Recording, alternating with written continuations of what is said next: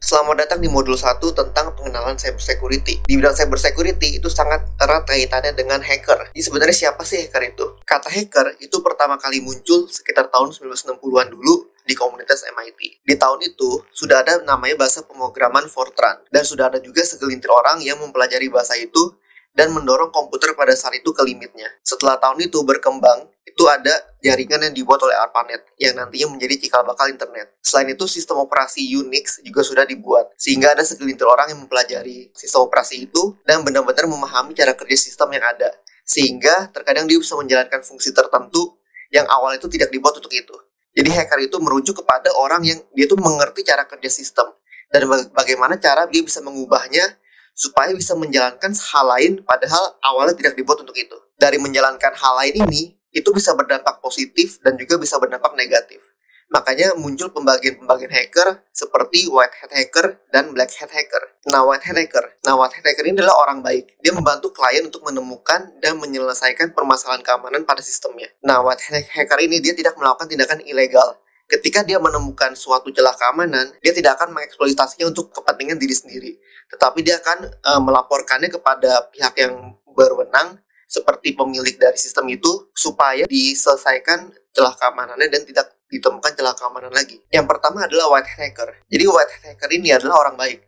Dia membantu klien untuk menemukan dan menyelesaikan permasalahan keamanan pada sistemnya. White hat hacker ini dia tidak melakukan tindakan ilegal. Jadi ketika dia menemukan celah keamanan pada suatu sistem, dia tidak mengeksploitasi celah tersebut untuk kepentingan dirinya sendiri, tetapi dia melaporkan celah tersebut kepada pihak yang berwenang maupun kepada pemilik dari sistem supaya celah keamanan tersebut ditutup dan tidak terdapat celah keamanan lagi. Selain white hat hacker, kita juga mengenal yang namanya black hat hacker atau cracker. Cracker ini ketika dia menemukan sebuah celah keamanan, dia akan memanfaatkan celah tersebut untuk menyebabkan kerusakan ataupun untuk mendapatkan keuntungan pribadi. Contohnya adalah yang sedang hangat kita bicarakan sekarang, itu adalah kebocoran data. Jadi cracker ini ketika menemukan celah keamanan, dia menggunakan celah tersebut untuk membocorkan data dari sistem tersebut, lalu menjual data tersebut untuk kepentingan dirinya sendiri. Mengapa cybersecurity itu penting dan kita perlu untuk mempelajari cybersecurity?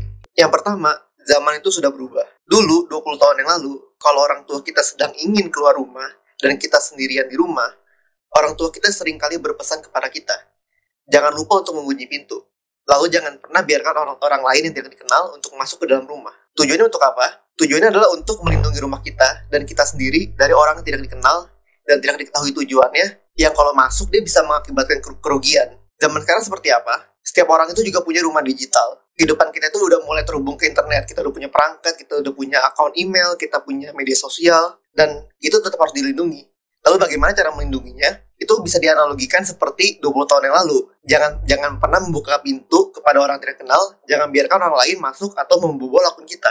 Jadi zaman yang telah berubah ini, cara untuk mengamankannya juga berubah pula, sehingga cybersecurity itu menjadi sangat penting. Alasan kedua bisa kita analogikan sebagai rem pada kendaraan. Rem pada kendaraan itu fungsinya untuk membuat kendaraan bisa melaju lebih cepat. Kenapa? Karena dengan kita mengetahui bahwa kita bisa berhenti dengan sangat bagus, kita lebih nyaman untuk berkendara lebih cepat. Karena ketika ada situasi darurat, misalnya ada orang yang menyeberang tiba-tiba atau terjadi kecelakaan di depan, kita tahu bahwa dengan rem pada kendaraan kita bisa berhenti sebelum kita menabrak. Jadi dengan kita memiliki rem yang bagus, kita itu lebih nyaman untuk berkendara lebih cepat. Cybersecurity itu bisa diibaratkan sebagai rem pada kendaraan, sehingga kita maupun perusahaan bisa melaju lebih cepat. Karena kita merasa lebih aman dan lebih tenang terhadap serangan cyber. Misalnya, supaya perusahaan dapat berkembang, perusahaan tersebut mengembangkan aplikasi supaya bisa menjangkau pengguna lebih banyak. Tetapi perusahaan tersebut khawatir karena jika diserang justru bisa menyebabkan kerugian. Tetapi dengan keamanan cyber yang baik, perusahaan tersebut bisa lebih tenang dalam mengembangkan aplikasi dan penggunanya juga lebih nyaman karena kita tahu aplikasinya aman. Hanya saja dalam sebuah organisasi atau perusahaan, terkadang ada pihak yang merasa bahwa tim cybersecurity itu adalah blocker yang menghambat suatu proses sehingga yang harusnya selesai lebih cepat, tetapi karena proses terkait dengan cybersecurity, pekerjaan tersebut selesai lebih lambat. Jika kita analogikan sebagai rem pada kendaraan, maka proses cyber security tersebut bertujuan untuk menjaga kampas rem supaya tetap bisa digunakan dengan baik ketika ada bahaya di depan. Jadi selalu siap sedia. Nah, makanya cyber security itu penting, bisa mempercepat aktivitas kita sehari-hari dan meningkatkan produktivitas. Pada modul kali ini, saya akan membahas mengenai karir apa saja yang ada di bidang cyber security. Jadi karir di bidang cyber security itu ada banyak, dan saya akan mencoba membahas beberapa karir yang banyak kita temui. Yang pertama ada Security Operation Center. Nah, tugasnya adalah melakukan monitoring dan menganalisis peringatan yang diberikan oleh sistem keamanan. Nah, mungkin kalau kita lihat di film-film, ada tim yang selalu duduk di depan komputer. Lalu ketika ada serangan, tim ini adalah tim yang pertama kali bisa mengetahui bahwa ada serangan yang datang. Nah, serangan itu bisa diketahui dari menganalisis peringatan oleh sistem keamanan. Nah, sehingga dia bisa mendeteksi adanya ancaman serangan cyber. Nah, ketika udah mengetahui bahwa ada serangan, nah, tim ini juga lah yang melakukan respon terhadap insiden tersebut. Misalnya, menutup jalur serangan sehingga serangan tersebut terhenti. Nah, hal yang utama dilakukan adalah membaca log dan alert dari SIEM atau Security Information Event Management. Nah, sistem ini adalah sistem tersentralisasi yang menerima log dari semua perangkat keamanan yang ada. Sehingga dari satu buah sistem sentral, kita bisa mengetahui secara security di tempat lain itu, di perangkat lain itu ada apa saja. Nah, lalu menelusuri log untuk menemukan penyebab dan dampak yang telah ditimbulkan dan melakukan remediasi dari insiden yang telah terjadi. Yang kedua ada penetration tester. Di penetration tester ini adalah orang yang membantu perusahaan untuk menemukan celah keamanan pada sistem yang dimiliki oleh perusahaan. Tugasnya adalah melakukan simulasi serangan yang dapat dilakukan tanpa merusak infrastruktur dan jaringan perusahaan, menemukan celah keamanan dan menjelaskan risiko yang bisa terjadi dari celah tersebut, serta memberikan rekomendasi supaya celah keamanan tersebut bisa ditutup dan tidak terjadi lagi. Nah, untuk menjadi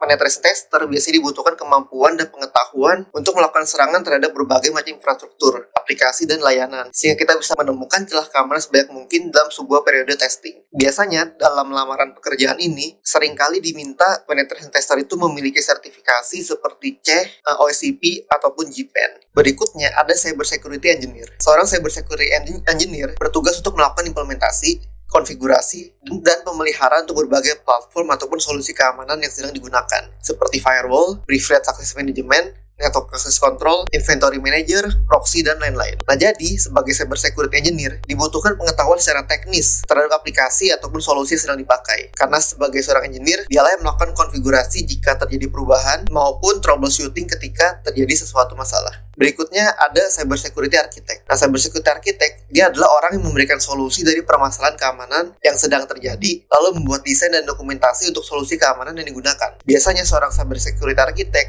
dia ikut terjun ke dalam proyek yang sedang berjalan dan memberikan rekomendasi yang berkaitan dengan keamanan. Nah, selain itu, Cyber Security Architect, dia juga menganalisis risiko yang ada dan memberikan rekomendasi untuk memitigasi risiko yang ada sehingga dampaknya turun. Untuk menjadi Cyber Security Architect, itu dibutuhkan pengetahuan dan penalaran terhadap berbagai macam infrastruktur, aplikasi, dan layanan, sehingga bisa menemukan risiko keamanan dari desain yang ada dan memberikan mitigasi. Berikutnya ada Cyber Security Manager. Nah, sebagai seorang Cyber Security Manager, dia bertanggung jawab untuk menjaga postur keamanan sesuai dengan standar yang berlaku di perusahaan. Biasanya perusahaan mengacu kepada standar internasional seperti ISO 27001 tentang keamanan informasi, dan untuk bank ataupun financial industry biasanya juga mengacu kepada PCI DSS atau Payment Card Industry Data Security Standard. Untuk menjadi seorang Cyber Security Manager dibutuhkan pengalaman dan kemampuan untuk menganalisa kondisi postur keamanan perusahaan, lalu melakukan gap analisis untuk mengidentifikasi area mana yang membutuhkan peningkatan keamanan, serta membuat rencana ataupun langkah untuk menutup gap tersebut dan meningkatkan postur keamanan supaya sesuai dengan standar yang berlaku. Berikutnya ada DevSecOps Specialist. Jadi DevSecOps ini merupakan sebuah pendekatan untuk mengintegrasikan keamanan dalam proses pembuatan aplikasi. Nah, tujuannya adalah untuk menemukan celah keamanan dan melakukan perbaikan lebih awal ketika development dari sebuah aplikasi. Nah, contohnya adalah Secure Code Review yang digunakan untuk memastikan bahwa kode yang sedang ditulis oleh developer ini aman dan sesuai dengan standar keamanan yang berlaku. Nah, untuk menjadi seorang DevSecOps Specialist dibutuhkan pemahaman terhadap proses pembuatan aplikasi, pembuatan kode, serta keamanan dari aplikasi itu sendiri. Karir berikutnya ada IT Risk and Governance. IT Risk and Governance ini tujuannya adalah untuk membuat dan melaksanakan strategi manajemen resiko. Nah, jadi dia melakukan analisis resiko apa aja yang berpotensi untuk terjadi dan lalu menentukan mitigasi efektif untuk meminimalisir dampak dari risiko tersebut. Nah, biasanya dibutuhkan pengetahuan dan implementasi terhadap framework tentang manajemen risiko seperti ISO 27001, PCI DSS, ITIL, lalu COBIT. Biasanya posisi IT Risk and Governance itu lebih disukai orang yang memiliki sertifikasi terkait dengan IT risk seperti CRISC, HISA, dan CISSP, ataupun sertifikasi lain yang berhubungan dengan audit dan keamanan informasi. Pada modul ini, kita akan mempelajari prinsip dasar keamanan informasi, yaitu CIA Triad, atau Confidentiality, Integrity, dan Availability. Jadi, apa sih confidentiality atau kerahasiaan itu?